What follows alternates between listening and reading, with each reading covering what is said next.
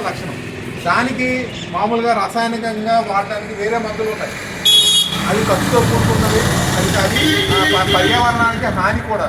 అందుకని ఈ బ్రహ్మాస్త్రం అనే ఈ మందు, ఈ సేంద్రీయ విధానాల ద్వారా తయారు చేసిన ఈ మందు కానీ పిచికారీ చేసుకుంటే మీకు కాండం తుడిచే పురుగు నివారింపబడుతుంది. కాండం తుడిచే పురుగు నివారింపబడడానికి, అసలు రాకుండా చేయడానికి కూడా మనం నాట్లేసే సమయంలో ఒక టెక్నిక్ ఉంది. అది ఎవరికైనా తెలుసా మీకు? నాట్లు వేసిన సమయంలోనే కట్టలు కట్టిన తర్వాత తుంచేయాలి. ఎందుకు తుంచేయాలంటే ఈ కాండం తుంచే పురుగు ఏం చేస్తుందంటే ఆకుల చిగురుల్లో గుడ్లు పెడతారు. ఆ గుడ్డే పొదిగి ఒక సన్నటి దారం ద్వారా ఆ లార్వా ఆ నీటి దీని దాకా అక్కడ దాకా జారి అక్కడ ఆ కాండం వాపు వచ్చింది. అదే గుడ్డునే మనం నివారించామనుకోండి, అసలు ఆ పురుగు అనేది మనకి రాదు.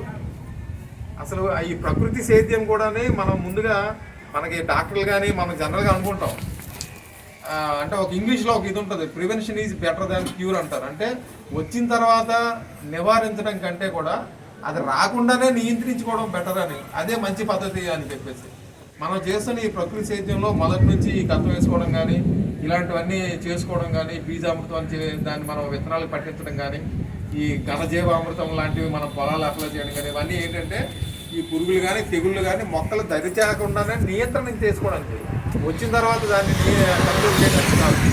అర్థమైందా? సరే, ఇంకా లేట్ అయితే మనకు వర్షం పడుతుంది. ఇది కొంతమంది అందరికి స్లిప్లు ఇవ్వండి.